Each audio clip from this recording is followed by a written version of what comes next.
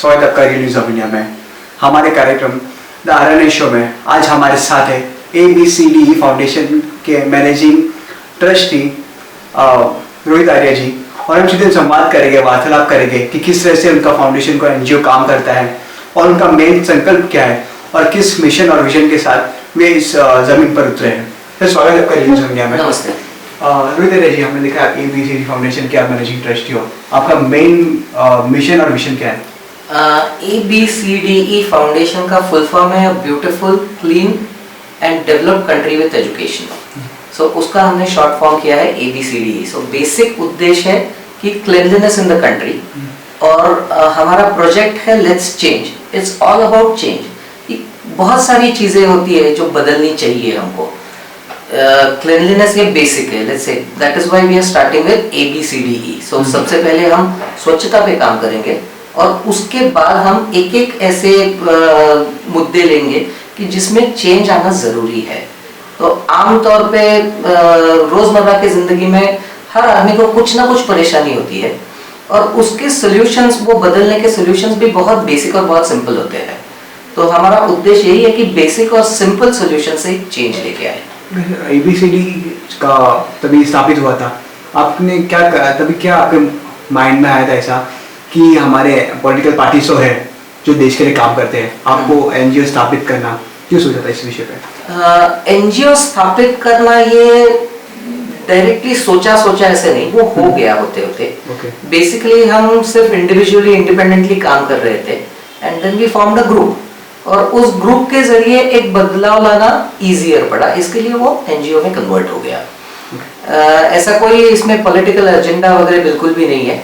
एक ही एजेंडा है कि चेंज जो इनएविटेबल है, हर टाइम कोई भी एक हैबिट होती है उसको बदलनी जरूरी होती है, क्योंकि जैसे देश प्रोग्रेस होता है, जैसे समाज प्रोग्रेस होता है, वैसे एक चेंज लाना जरूरी होता है। और जरूरी नहीं कि आज जो काम करे वो कल वापस वही काम करे, तो वो बदलना भी जरूरी है प्रैक्टिकल व्यू लेके।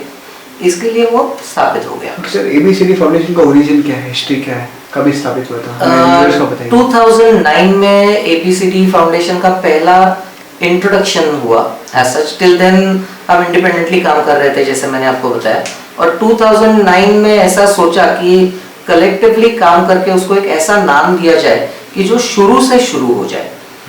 जैसे कोई भी लैंग्वेज सीखने के लिए ABCDE से ही शुरू करना होता है, इसलिए हमने उसका नाम भी ABCDE दिया, और शुरू से एक साफ पर्यावरण लाने से हम आगे बढ़ेंगे। ओके सर, ABCDE फाउंडेशन है, किसको अपना इंस्पिरेशन मानती है? किसी को नहीं। हम चेंज को अपना इंस्पिरेशन मानते हैं। कोई भी चीज, कोई भी आदमी, कोई भी विचार परमानेंट तो होता नहीं है, तो हम चेंज को ही अपना इंस्पिरेशन मानते हैं, ऐसा बोल सकते हैं। ओके सर, क्या फॉरेन पॉलिसीज और नीति को देखकर क्या वो चीज को इम्प्लीमेंट करते हैं हमारे स्टेट में? करना तो चाहिए। हर देश में कुछ ना कुछ अच्छा होता है, तो हर जगह से अच्छा पकड़ के अपना देश को अच्छा बनाए, ये आइडिया है। तो आपने कुछ सीखा है सर बाहर से, कुछ फॉरेन कंट्रीज से, क्या किस तरह से क्लीनलीनेस पर फोकस करता है? एक नंबर 1 जो हमने अभी जो प्रोजेक्ट चालू किया है, प्रोजेक्ट लेट्स चेंज, कि जिसमें हम स्टूडेंट्स को मॉनिटर्स बना रहे हैं to stop people from littering. जो एक अपने देश में एक हैबिट है कि कोई भी कैसे भी कचरा यहाँ वहाँ फेंकता है, तो जब तक ये हैबिट बंद नहीं होगी तब तक देश साफ हो ही नहीं सकता। अब इसका ये बेसिक आइडिया आया चाइना से। हम एक बार चाइना विजिट किए थे, तो उस टाइम पे ऐसा देखा कि स्कूल यूनिफॉर्म में बच्चे लोगों को चालान दे रहे हैं। कोई भी कुछ भी फेंकता है तो उसको बच्चे चालान देते थे और उसको जाके फाइन भरनी थी। तो वो आइडिया बहुत स्ट्राइक हो गया, क्योंकि हर जगह कोई ना कोई स्टूडेंट होता ही है, तो कोई भी अगर कचरा फेंके तो उसको वो स्टूडेंट कोई ना कोई देख लेता है और उसको चालान दे देता है। इसी तरीके से अपने यहाँ चालान देना इतना इजी नहीं है, तो हम इसकी जगह पे उसको रोक के उसी से वो कचरा उठवाते हैं। सो इससे वो बच्चों को भी एक मजा आता है करने में। किसी को भी कुछ भी बताने जाओ तो मजा आता है, खुद करने को बोलो तो थोड़ा बोर होता है। तो गांधीगिरी जो थी पहले, वो लोगों को बोर हो गई थी, कितनी बार हम दूसरों का फेंका कचरा उठाएंगे। इसकी जगह पे ये एक नई, इसको हमने टाइटल दिया सरदार पटेलबाजी। कुछ पॉलिटिकल नहीं है, जस्ट एक आयन अप्रोच, जो डिफरेंस गांधी जी के अप्रोच में था, सरदार पटेल के अप्रोच में था, वही डिफरेंस पकड़ के उसको वो नाम दिया है, क्योंकि गांधीगिरी तो ऑलरेडी पॉपुलर था। ओके सर, एबीसीडी फाउंडेशन दूसरे एनजीओ से कैसे डिफरेंस है, आप कैसे उसको अलग करते हैं? मैं ये कहूँगा कि हम प्रैक्टिकल और बेसिक सोचते हैं। हम कोई भी चीज़ में टेक्नोलॉजी ढूंढने की कोशिश नहीं करते। हम कोई भी ऐसा हाई फंडा होने जैसा कोई काम नहीं करना चाहते। हम सिर्फ बेसिक लेवल्स ये पकड़ के काम करेंगे और एक एब्सोल्यूट प्रैक्टिकल अप्रोच लेंगे। और आई थिंक यही एक डिफरेंस रहेगा दूसरे एनजीओज में। मैं ये नहीं मानता हूँ कि बाकी के एनजीओज प्रैक्टिकल नहीं सोचते, लेकिन कई हद तक इम्प्रैक्टिकल सोचते हैं।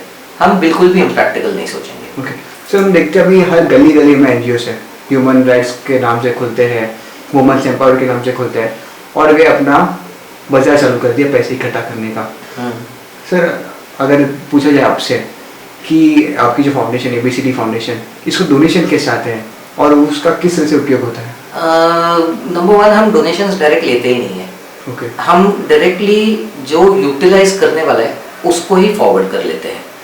मतलब कोई भी अगर डोनेट करना चाहता है तो हम उसको बोलेंगे, इस पर्टिकुलर प्रोजेक्ट की एग्जांपल दे दूंगा कि अगर कोई बोलता है कि हमको इसमें 100,000, 2 लाख, 3 लाख, 4 लाख हमको डोनेट करने हैं, तो हम उनको बोलते हैं कि ये आप डायरेक्टली स्कूल्स पे एक्सपेंस कर दो और उनको हम फ्री में किट्स भेज देंगे।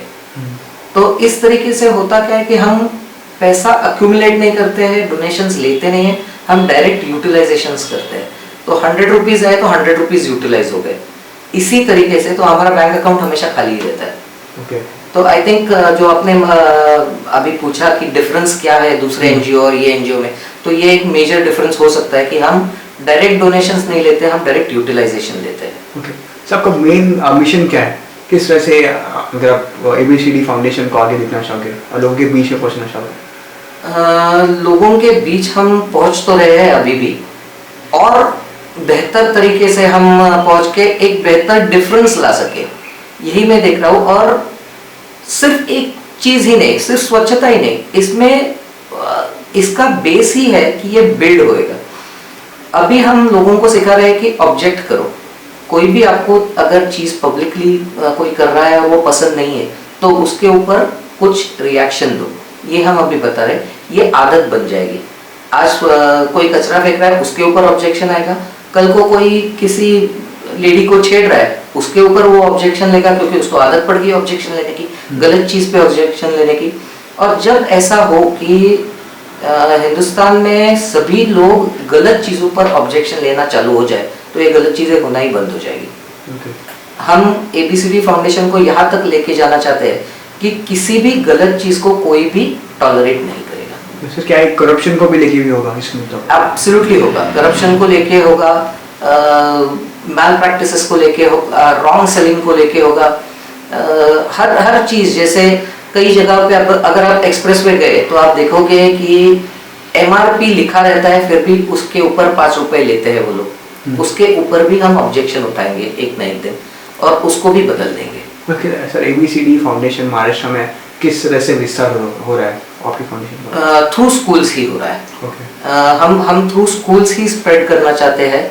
हम स्टूडेंट लेवल पे ही ये चीज़ें उनके दिमाग में बिठाना चाहते हैं, और स्टूडेंट लेवल पे ही उनको वो एक बार आदत हो जाए तो as adults also they will be responsible adults. Okay sir, कोई पॉलिटिकल पार्टी या फिर कोई पॉलिटिकल लीडर आपके पास है क्या? हमारा भी समर्थन दीजिए इस काम में। अगर वो बदलाव को समर्थन करते हैं तो डेफिनेटली वेलकम है। और अगर वो कहते हैं कि हमको सपोर्ट करो in something which is correct, we definitely support them. Okay, as a leader, कोई भी चीज, एज अ लीडर आप कौन सी पार्टी को ये टाइम पे बदलाव की पार्टी देखते हो कि वो भारत को सच्ची में सही मायने में बदलने की प्रयास कर रहा है? पार्टी बेसिस से ज़्यादा मैं इम्पोर्टेंस दूंगा ऑन इंडिविजुअल लेवल्स। ओके। क्योंकि हर पार्टी में अच्छे लोग भी होते हैं, बुरे भी लोग भी होते हैं, और ऐसी कोई भी पार्टी मेरे ख्याल में नहीं है कि जिसमें 100% अच्छे लोग हैं या 100% बुरे लोग हैं। तो इंडिविजुअल बेसिस पे एक आदमी अगर अच्छा काम कर रहा है तो इट इज हिज एफर्ट कि वो बाकी के लोगों को भी बदले, और वो जरूर बदलेगा। ओके तो हम इंडिविजुअली लोगों को डेफिनेटली सपोर्ट करेंगे जो अच्छे काम कर रहे हैं और जिनका प्रोजेक्ट अच्छा है। ओके सर, आने वाले समय में आपका मिशन विजन क्या रहेगा, क्या लक्ष्य लेके my first vision and mission would be clean India. Littering habits को हम इरेडिकेट करें। जैसे अब तक की मुझे जो सबसे पसंदीदा गवर्नमेंट स्कीम है, सक्सेसफुल गवर्नमेंट स्कीम है, इंडिया से पोलियो ऑलमोस्ट इरेडिकेट हुआ है। उसी तरीके से मैं लिटरिंग को इरेडिकेट करना चाहता हूँ, जिससे स्वच्छता आने में एक इजी हो जाए, म्यूनिसिपल वर्कर्स को आसानी हो जाए शहर मेंटेन करने में, और उस तरीके से ओवरऑल क्लीन एनवायरनमेंट आके हम निरोगी जिंदगी जी सकते हैं। ओके सर, आखिर में हमारे जो व्यूअर्स हैं उन तक क्या सूचना, क्या संदेश, देश में ब्रदरहुड हो, देश में सफाई का बात हो, भाईचारा का बात हो, हम लोग कम्युनिज्म को एक तरफ रखते हुए सेक्युलर बन के आगे चले, तो शब्द आपके। कम्युनलिज्म, सेक्युलरिज्म ये मेरे ख्याल से सिर्फ कहने वाले शब्द हैं। It is only between people. दो इंसान अगर ये भूल जाए कि उसका नाम क्या है, उसका मजहब क्या है, तो कम्युनलिज्म का भी सवाल नहीं आता, सेक्युलरिज्म का भी नहीं आता है। इंसान इंसान, ये एक ही सवाल आता है।